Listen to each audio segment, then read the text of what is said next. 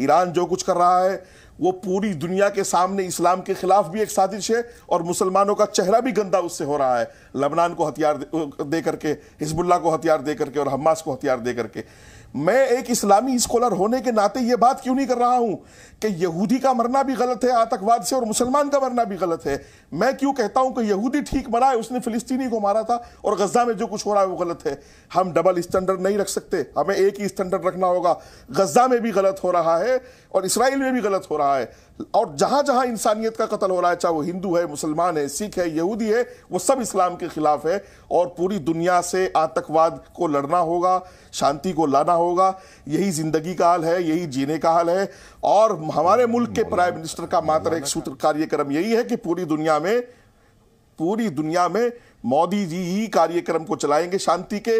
America को भी इसी से सबक लेना है, इसराइल को भी लेना है, फिलिस्तीन को भी लेना, ईरान को भी लेना, और लेना होगा एक दिन।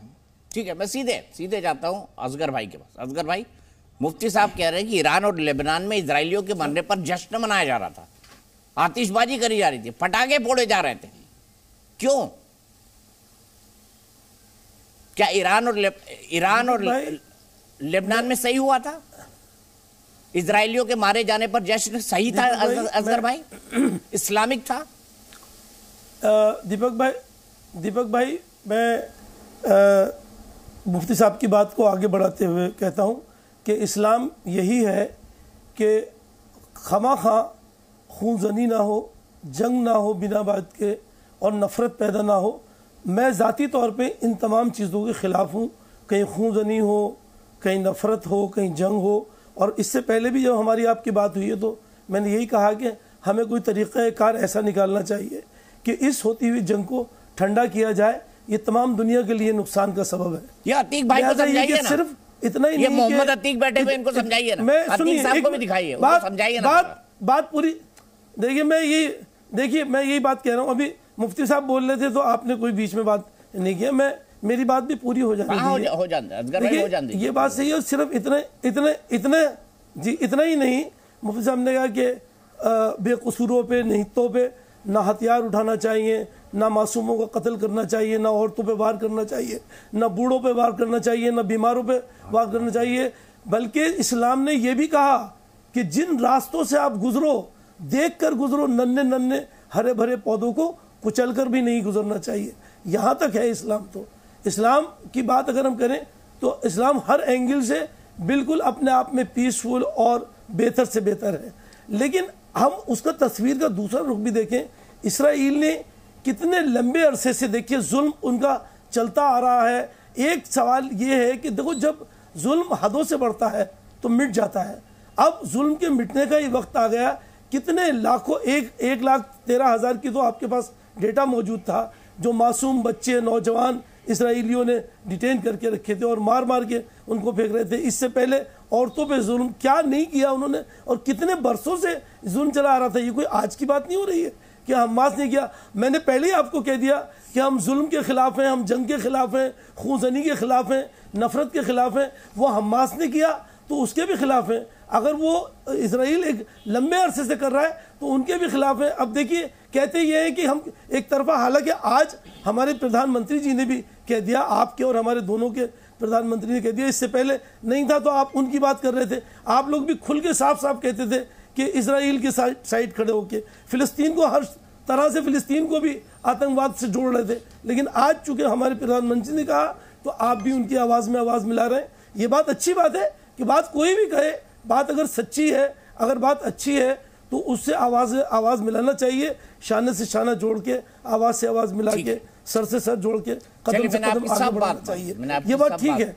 देखिए, अब हमें इसी बात में कि इस तरफ भी हमें देखना चाहिए। बिल्कुल सही बोला आपने। मैंने आपकी सब बात मानी। अब मेरे को आपको हिस्ट्री के कुछ फैक्ट्स बताता हूँ और फिर मैं दीपक वोरा साहब से पूछूंगा कि मैं सही बोल रहा हूँ या गलत बोल रहा हूँ।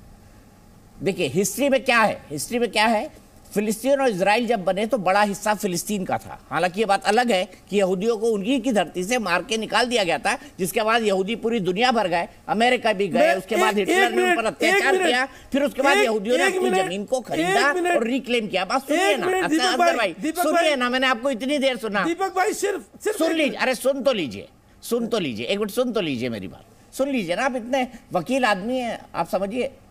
फिलिस्तीन का एक हिस्सा जॉर्डन ने छीना, दूसरा मिस्र ने छीना। पहले इजराइल ने नहीं छीना, किसने छीना? जॉर्डन और मिस्र ने। अब आगे चलिए, फिर क्या हुआ? लेकिन फिलिस्तीनियों, क्योंकि ये मुसलमान थे तो इनसे लड़े नहीं। फिर क्या हुआ? मानसिकता ये थी कि ये तो हमारे भाई बंधु ही है। फिर उसके बाद क्या होता है? उसके बाद इजराइल ये दोनों हिस्से वेस्ट बैंक के और गाजा के मिस्र से छीनता है और जॉर्डन से छीनता है। तो पहले तो आप ये बताइए कि मिस्र और जॉर्डन ने फिलिस्तीन के हिस्से क्यों छीने? गोलन हाइट भी छीना सीरिया से। चलिए ठीक है, अब आगे चलिए ना। अभी यही थोड़ी खत्म होता है मेरे भाई, यही नहीं खत्म हो रही ना हिस्ट्री। अरे हिस्ट्री है सर 4000 साल की। अब आगे सुनिए, मैं मुफ्ती साहब ने सही बोला कि थोड़ा सीरियस डिबेट करते हैं। चलिए। इजराइल ने गाजा और वेस्ट बैंक फिलिस्तीनियों से नहीं, जॉर्डन और मिस्र से छीने। बाद में इजराइल ने ही रहम खाया और फिलिस्तीनियों को गाजा और वेस्ट बैंक दे दिया। ठीक है, अब आगे चलिए आप। लेकिन इन दोनों देशों की हरकतें नहीं सुधरी। अब उसी गाजा में हमास इजराइल पर हमले करता है। ये सारे मिलकर जितनी बार लड़े उतनी बार इजराइल बड़ा होता गया, फिलिस्तीन छोटा होता गया। और आपको बता दूं पाकिस्तान ने क्या किया? पाकिस्तान ने ब्लैक सितंबर किया 1970 में। क्यों किया? क्योंकि वहां पर थे जियाउल हक, मिलिट्री अटैची। वो जॉर्डन के किंग से मिले और उन्होंने फिलिस्तीनियों को मारा, जमीन उनकी छीनने के लिए। और उनका उम्मा क्या था? दोनों सुन्नी थे, मारा भी सुन्नियों को। ये देखिए गजब है, ये इस्लामिक ब्रदरहुड तो गजब है असगर भाई। दीपक भाई वो ये बात, अरे दीपक भाई बात बहुत आगे निकल रही है। एक जरा सा सुन लीजिए आप। जैसे अभी आपने बात ही यहां से शुरू करी थी कि साहब वो उन्हीं का देश था, उन्हीं की जगह थी, इसराइलियों के चले गए थे, फिर वो अपनी जगह पे वापस आ गए। जब उनको वहां से मार के निकाला गया तो पानी के जहाज से आके, और ब्रिटेन ने उसमें इंटरफेयर किया, उनकी जगह दिलवाई। आपने ये बात यहीं शुरू करी। अगर कोई हमने अपना देश, देखिए मैं अपनी मिसाल दे रहा हूं, हमने अपना देश अपने इस मुल्क के दुश्मनों से छीना, जबरदस्ती लड़के छीना हमने। चाहे कोई भी रहे हो, चाहे मुगल हो और चाहे मौर्य हो, चाहे अंग्रेज हो, हमने लिया। क्या हम ये कहेंगे कि साहब वो यहां से चले गए, अब वो फिर आ रहे हैं और अपना लेंगे? कोई आ सकता है कोई हमारे मुल्क की तरफ? वो भी तो यहाँ होके गए, कोई दोबारा आ सकता है? कोई नहीं आ सकता।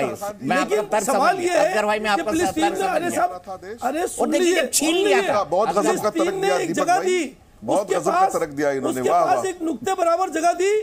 भारत कभी भी मुगलों का नहीं रहा, भारत कभी भी मुगलों का नहीं रहा। असगर खान साहब सुनो, इतिहास को गलत मत बताओ, इतिहास को गलत मत बताओ टीवी पर बैठकर। अरे देखिए इतिहास, अरे भाई नहीं पंडित जी ऐसी बात नहीं है। मुगलों ने कब्जा किया था, पहले भी हमारा था और बाद में भी हमारा। अरे वो मुफ्ती साहब है पंडित जी नहीं। आप जब नहीं थे, आप, अच्छा हाँ मुफ्ती साहब, आप नहीं थे उस वक्त। अरे जो कोई अच्छी बात बोल रहे हैं आपको पंडित लगने लगता है। मुफ्ती साहब अच्छी बात बोल रहे हैं भाई, बोलने दीजिए उनको। वकील साहब आपको पता है सच क्या है, झूठ बोलते रहो भाई। जिसका जो राज कर रहा है आज, अरे साहब भाई भारत पहले भी हमारा था, बाद में भी हमारा है। मुगलों ने कब्जा किया था, वो छूट गया है, बात खत्म हो गई। अरे छूट गया। अब फिर आप ये कहोगे जी वो तो आ रहे।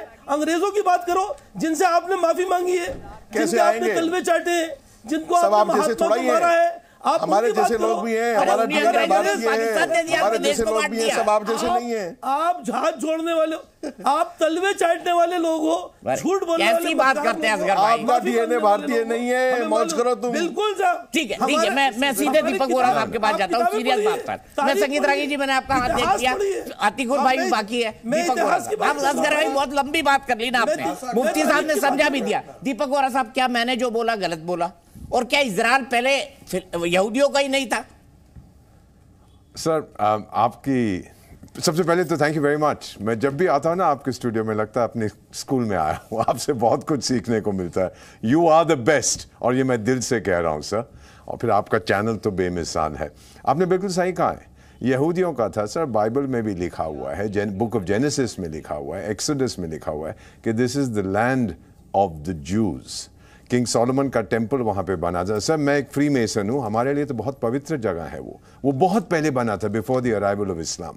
तो ये बहुत अहम बात आपने की। दूसरी चीज़ सर, जब वो पार्टीशन प्लान बना था कि पैलेस्टाइन की जो हिस्टोरिकल टेरिटरी है उसको डिवाइड किया जाए यहूदियों के बीच में और मुस्लिम्स के बीच में।